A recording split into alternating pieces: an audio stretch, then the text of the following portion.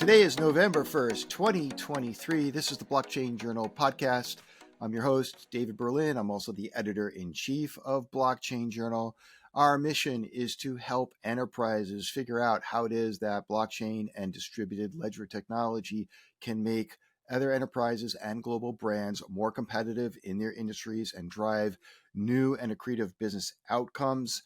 We have a lot of content on our website, technical content about the different NFT programs that are out there and how other enterprises are putting those programs to work to improve their business outcomes.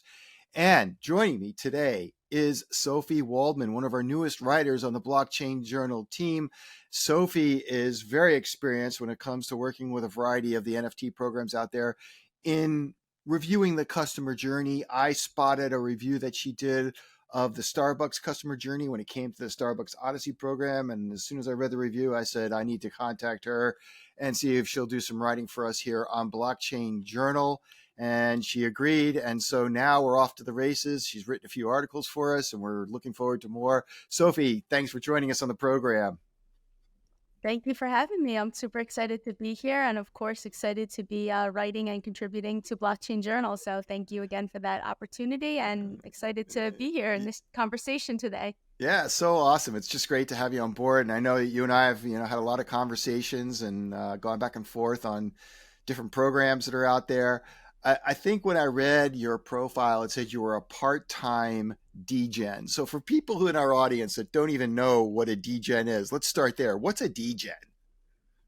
Yeah, that's a great question. A Degen is short for what I'm embarrassed to admit, a degenerate, which is typically considered somebody who in this space, in the Web3 space, probably buys crypto instead of the US dollar and prefers to hold JPEGs instead of physical art. So a Degen also to me is the fact that I not only can help brands with their strategy and marketing and all that comes with this, is I also have a lot of experience myself in purchasing these NFTs and going through these metaverse experiences, creating wearables, and being able to actually have both sides of the equation as a user and as the brand. Yeah, so the word degenerate or degen reminds me that over the years, there are generations of people who somehow get labeled as something, and then they begin to wear that as a badge of honor, and it becomes less of a derogatory word and more of like, hey, I'm in that group. I'm thinking back to like slackers, and I mean, totally. It's just like people somehow they take something that was maybe originally thrown at them as an insult and they turned it into, a moniker for going forward. I don't even know what the roots or the history of the word degen are. Do you know where that comes from? Or you just know that you are one? Yeah, I mean, I'm not sure. It kind of just picked up from this crypto space. Like everyone was saying, "Oh, you bought that NFT, you bought that meme coin. You're a degen, or you're just being a degenerate with all this digital stuff." Well, so you said you're a part-time degen. Why are you part-time? Like, are you doing something else the other part of the time, or do you actually now consider yourself to be more of a full-time degen? Are you so in it that like you're ready to roll with the rest of the full-time degenerates? I guess that's the part-time comes from kind of the point that we just touched on, that I'm very serious most of the times as a professional businesswoman and the work that I do, but then when it comes to kind of those NFT experiences myself, I just as much am the user and customer as well. So part-time, I'm wearing the hat building, and then the other half of the time I get to just appreciate the experience and give some customer feedback as well. Okay.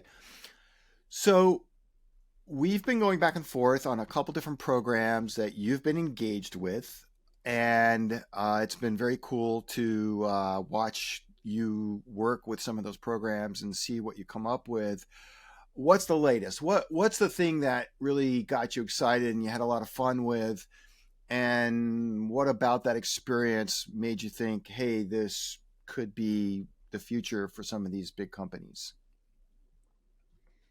Yeah, there's been thing after thing. I mean, when everything kind of first started picking off and we saw some of these bigger brands coming into the space, it was very much so I would say, capitalizing on that hype. It was very much so a fad or a trend at the time. Everyone had to quickly jump to it. And now, 2 years later, pretty much from that big boom, we've seen a lot more innovation come about that's more focused on like providing true value for the customer, potentially a more immersive brand experience, getting to learn more about what goes into the products that we're consuming. And so seeing this trend now, I think everything is much more authentic, it's much more meaningful, it has more value for the users. And so if you look at something like the TINAJ drop, which of course we're going to get into, that was a really fun experience because not only did you get to, of course, purchase a pair of sneakers, but you really got to walk through the whole process with Nike, and they were there every step of the way. And so it really just made a fun experience from purchasing digital stuff first, more utility to potentially come in the future, and then also receiving a physical pair of shoes within that time frame as well. Oh, wow. So much to unpack there. So let's first start off with, you mentioned Nike. So this Tina J thing is a Nike initiative. And 100%. what is Tina J? Like, what's that all about?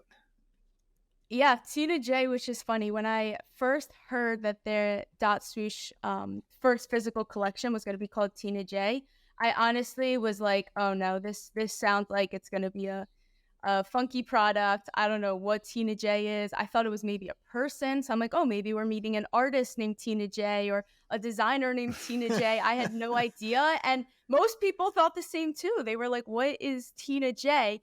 Then when they did the first swoosh session, which is what dotSWOOSH does it's a live event that they allow all of their visitors or users on the sneakers app to come in and listen to. They revealed that Tina J actually was an acronym, and it stood for "This is not a JPEG." And that's when I was like, okay, I'm down with Tina J. I love the name. I think it was really cute that they pulled from something kind of like Degen, so cultural to the space, but yet made it very much so welcoming for anybody who might not know about this stuff, and just to call it the Tina J sneaker.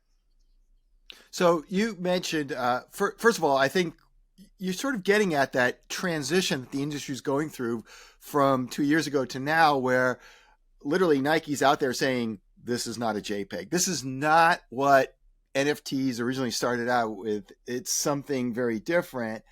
And then the other thing you mentioned, and I just want to make sure our audience understands the structure here. You mentioned dotSWOOSH. What is dotSWOOSH?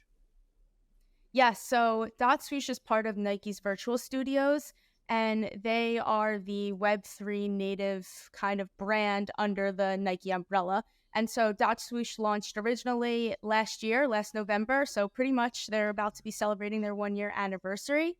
And ever since, they've kind of been slowly hand-holding and unveiling like what the actual platform and roadmap to dotSWOOSH will be. This, of course, was the first physical drop. However, prior to that, they allowed everybody who signed up for beta access to receive a member ID, and that was kind of your piece within the ecosystem that will relate to you and create your own like digital identity within the space. And so everyone was able to customize that first word, and then they got dotSWOOSH, kind of like a domain name, added to the end of it. And you also were minting that specific member ID as a token, and that was the first token that you could mint through dotSWOOSH and have connected to your wallet for the long run. Okay, so I'm just going to lean back a little bit here and paint a picture for other global brands and enterprise users that are Yep. watching this. You've got Nike, the company, and they decided they were going to start engaging their customers with blockchain technology and NFTs, non-fungible tokens. They have, you mentioned a group inside of the company called Nike Virtual Studios. This is the organization that's essentially responsible for these Web3 initiatives. And then they created an entirely new brand called dotSWOOSH, which is essentially the brand under which these Web3 initiatives are occurring. Is that right? Correct. Yes. Okay, great. And so then one of those Web3 initiatives that involved an NFT is this Tina J, which again stands for "This is not a JPEG." And you went into the dotSWOOSH program, you got your credentials, that showed up as an NFT itself, which is kind of neat. And now take us through to what happened next with the TINAJ NFT. Yes. So before they launched TINAJ, or at least before we knew exactly what TINAJ would be, there was a collection of Air Force One boxes. And those boxes pulled inspiration from Nike's Air Force One silhouette. And they also invited a bunch of community members, anybody who had a dotSWOOSH member ID, to participate in a campaign where they could create a mood board for kind of the like inspiration or colors or whatever they wanted to go into this sneaker. So you actually didn't need to know how to design a sneaker. You didn't need any specific creative or design skills. You just had to kind of say, here's what I'm envisioning. I like blues and skies and grass, or this kind of texture, this kinds of inspiration from other shoes that maybe Nike has produced in the past. And from there, Nike chose a couple of those designers to actually fly out to the headquarters in Beaverton, Oregon, and produce these shoes. And so four creators won. They sat down with Nike designers. They were able to create their first shoe. A lot of them were not sneaker designers or had any access to these kinds of opportunities before. Nike just wanted to kind of bring people in, show them their work processes, and provide them with really this once in a lifetime opportunity through dotSWOOSH. And so that kind of kicked off the dotSWOOSH platform. And then when they launched the Air Force One boxes, which were digital boxes only, a couple of those winners' shoes were actually displayed within those. So the Air Force One collection was a whole bunch of randomized virtual boxes, minted them as a traditional NFT. However, a lot of the complexities there were definitely hidden on the back end, and you were able to mint up to 4. So every single member could mint up to 4. They were all unrevealed, meaning you had no idea what would be inside of the box. And yeah, that was the Air Force One collection. And so That you then led into you being a member of dotSWOOSH, you were essentially given the opportunity to acquire these 4 NFTs, these virtual boxes that were unrevealed. I just want to back up 1 second. I've tried to join the dotSWOOSH program. There's like a waiting list to get in, and I've been waiting for a long time with essentially been closed out. I have no emails, nothing to indicate that I'm anywhere near getting into the program. So I just want to point out this program is really very exclusive. It's only available to a handful of Nike's customers because so many people are probably on the waiting list like I am. Is that right? Yes, I believe so. I do know that the waiting list is rolling, and so they definitely are bringing in new people into the program as quick as possible. I just don't know how quick that necessarily might be.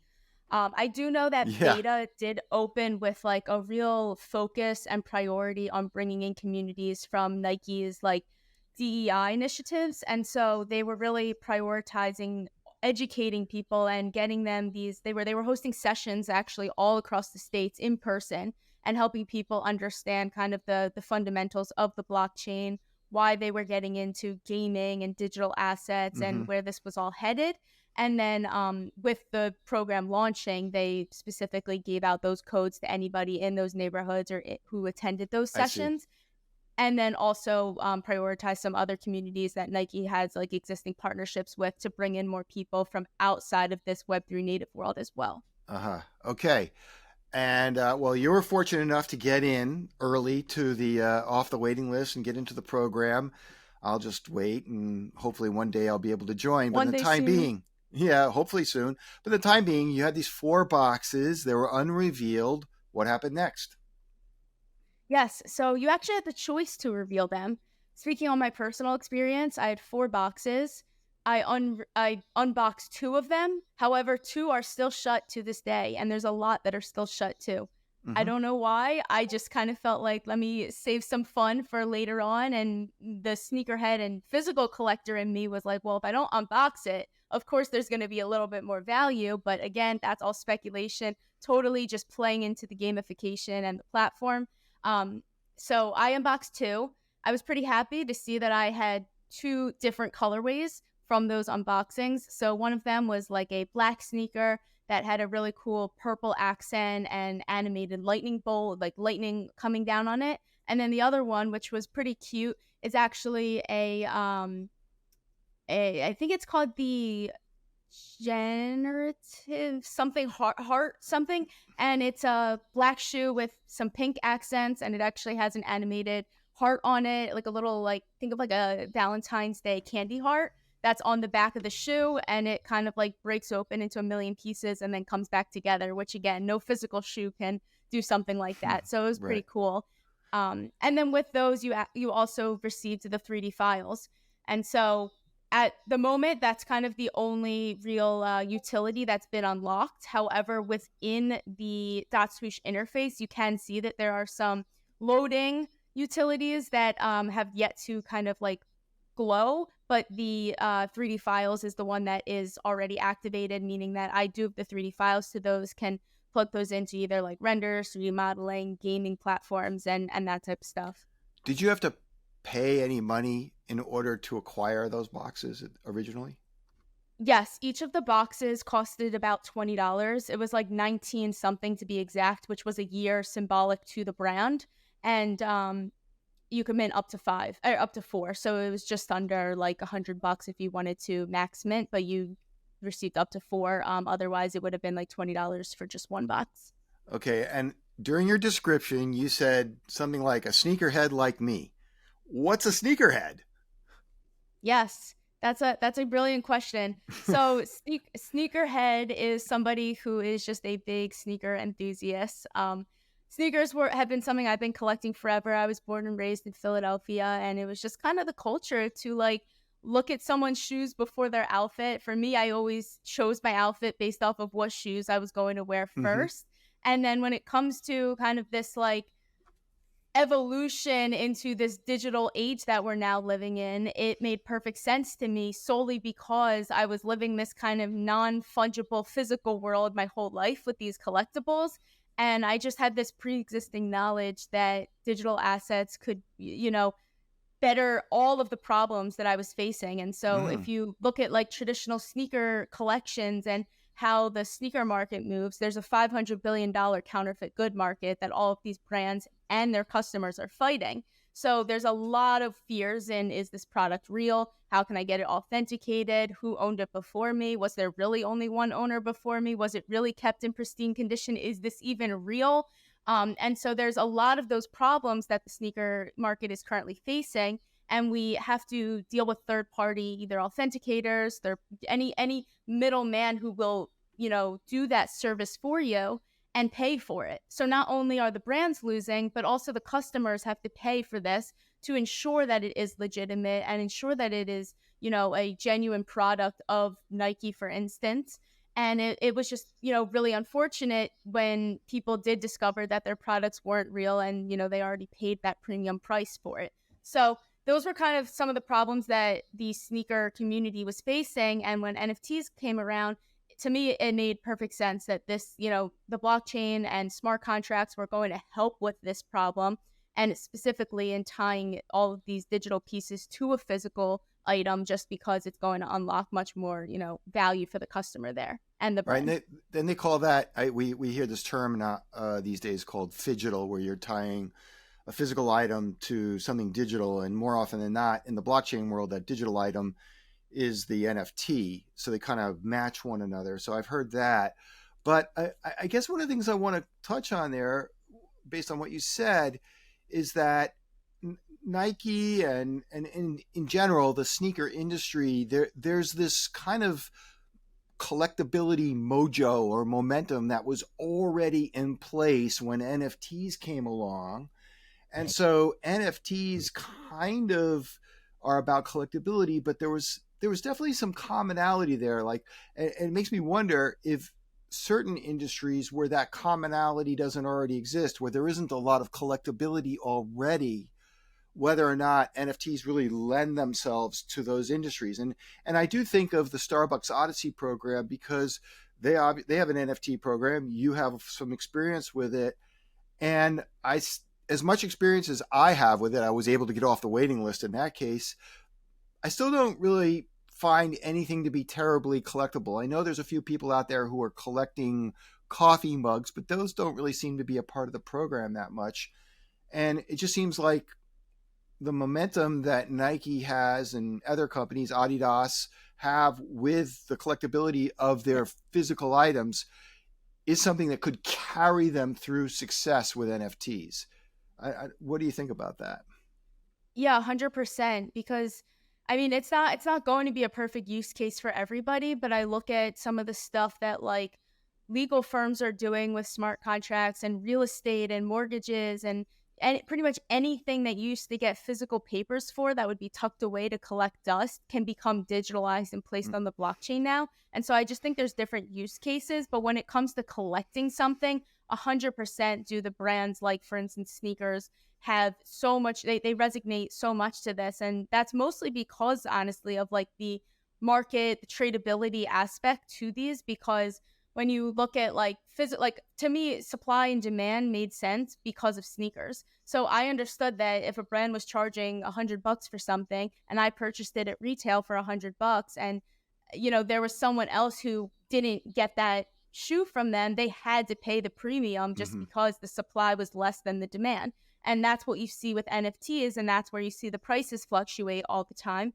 And it really is just that similar like sneaker collector, sneaker market model that was applied in a digital setting for NFTs to really take off. But kind of like I alluded at in the beginning with what brands are doing nowadays, it's finding more ways to provide the value for the consumer. So it's not just like, how can we mint out this collection? It's how can we actually create more value? And in this case, what dotSWOOSH did is, they brought you into the story. They were providing opportunities. They were educating. They were giving you access to sneakers that other Nike enthusiasts were going to want, but only dotSWOOSH members could have. And so to me, they really made perfect use case of creating value as opposed to just extracting it and, tapping into that kind of like speculation and like volatility of the markets. They were like, we will make these soul-bound tokens. We will not launch the marketplace from day one, which there still is no marketplace to trade these assets on. We don't know if there ever will be. We don't know if they will be even tradable in the future. And so it kind of removes that whole layer of speculation there and, viewing it like, oh, I invested in this. And it's more of just like, here's the product you bought. Here's what you'll get. Here's what you'll eventually get. And, if you want to be a part of this experience, feel free to, participate. But there's no, you bought this, you're promised this. And, there's all the speculation that may come with that. Understood. Well, I do think that, what we're seeing here is like a cultural shift in the relationship between companies, big brands, fashion brands, sports fashion brands, and their customers. It sounds like they're trying to say, and use NFTs to do this, by the way, they're trying to find a balance where it's less take and a little more give. Like, whereas before it was always about what can we sell to this customer? Now it's a little bit more about what can we give to this customer. And I think it's fascinating just to watch you go through the process. So let's get back to the process with Nike. You revealed the boxes. What happened next? Yes. So once they revealed that the TINAJ would be dropping, they kind of released some kind of alpha information to allude to the customer, something's coming. Here's how you make sure you're involved, or here's how to make sure you qualify ahead of it. So you had to not only, purchase one of those boxes. You didn't need to purchase all four. You had to purchase just at least one. And you had to reveal at least one of those, meaning the unboxing of it, by October 16th. And so you had some time to do so if perhaps you purchased the box and didn't want to open any of them. I, in that case, already had unveiled one of them. So I already qualified from the start to get access to the TINAJ collection. However, a lot of people did go and unbox at least one just to make sure that they could qualify. And then once you were qualified, you were able to participate in the drop, which would be on October 20th. All right. Well, so then it was just a couple weeks ago. Yeah. Where let's get a look at the TINAJ. Do you have it? You have it there in front of you? Of course I do. So here is the shoe itself, which of course is the physical. So as you can see, I don't know how much of a quote unquote sneakerhead you might be, but not much. This leather, This black leather right here is actually much more premium than the white leather, which is the traditional Air Force One here. So as you can see, it's kind of like a more marbled, higher end leather. I've worked with a lot of luxury, brands and products before, and I've never seen Nike use such high quality leather here. You also could see the icy sole, which is that blue right there. It's kind of like a translucent, hence the icy blue. They also did a little bit of embroidering there with the dotSWOOSH. So you see the traditional swoosh logo, and then you also get the dotSWOOSH right there. When I wore these out, I got a lot of questions. What's the they said period swoosh, and I had to, clarify that it was dotSWOOSH. And then here's like a cool little, I don't know if you can see that there, but they do a laces accessory, which is like also known as a charm. That dotSWOOSH is on there as well. I also changed the laces to blue. I actually have the black here as well, just in case you're more of a traditional sneaker collector and not Very into the cool blue colors yet. And then last but not least, on the back, you have this is not a JPEG. So you're making me. I'm having a serious case of FOMO here. Like you're making me want to become a sneakerhead and be a part of this. I'm kind of jealous. You're showing off these shoes that you got. You only paid $20 for the NFT. You're wearing them, which surprises me because I would be like, I'm going to put these in a glass case, and hermetically seal it so that which many people do. Yeah. But so in some ways, I think that could be a little bit of the intended effect, which is it's kind of like that the velvet rope syndrome, which is like, boy, that person's got exclusive access. How do I get behind the velvet rope and get some of that same exclusive access, experience some of these same benefits for $20? Like I definitely have some FOMO. And so I guess my question to you, Sophie, is, you seem excited about it, but if you lean pretty far back, how do you feel this is changing your relationship with Nike as a customer of Nike, as somebody who was once a sneakerhead, as somebody who, picked all of their clothing out based on the shoes they were going to wear that day? Has this changed that relationship in a way that other enterprises and global brands should be looking and saying, hey, there's something here. There's something about the relationship that is strengthening between the bond between you and the brand Nike that other brands should be trying to do with their customers? 100%. I couldn't agree more with what you just said there. So the way that I look at it, again, coming from that sneakerhead mentality, but also just the collector in general, is that every single sneakers drop that Nike has had thus far has millions of bots. And so you yourself are fighting a whole bunch of programmed bots that are probably going to beat you to getting access to all of these shoes. This was the first time in history, and I've been a sneakers member since 2016.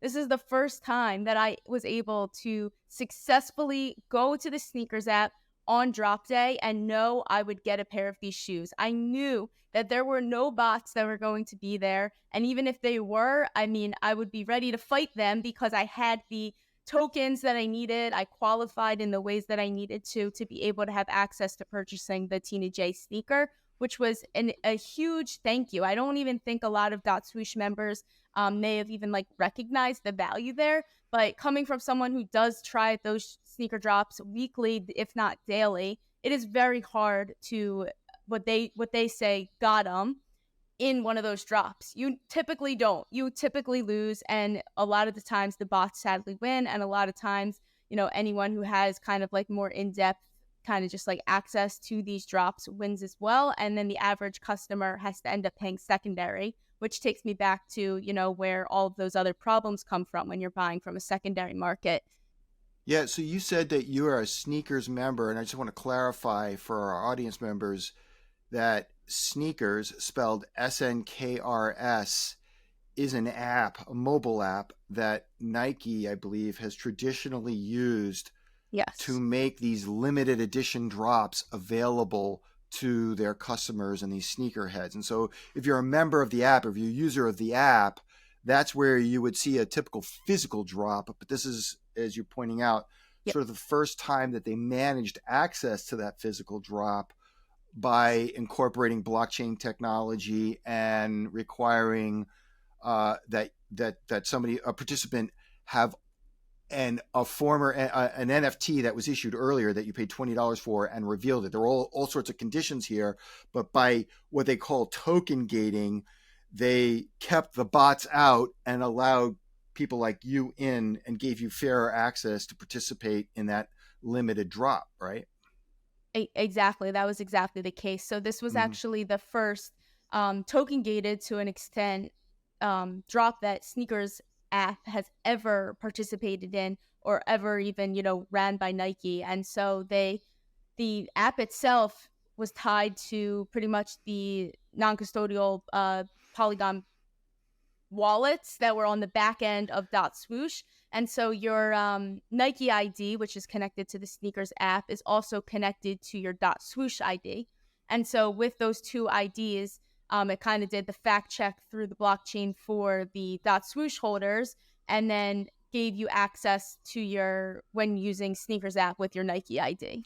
Yeah. So when you say it did the sort of the fact check, basically what it did was it confirmed that you in fact were both a user of the Sneakers application at the same time that you were a holder of the original box NFTs, in a way that, okay, you meet the criteria, we're going to let you in. Also, they had to look for the fact that it was open. But that this token gating, I think, is something that you're not hearing about too often, but it is going to be a theme that we hear more about, because Totally. I'm noticing more brands and enterprises experimenting with this idea of using token gating to get access to something else. Could be another drop. It could be a physical event. There's all sorts of things they're doing in terms of using NFTs for this idea of token gating.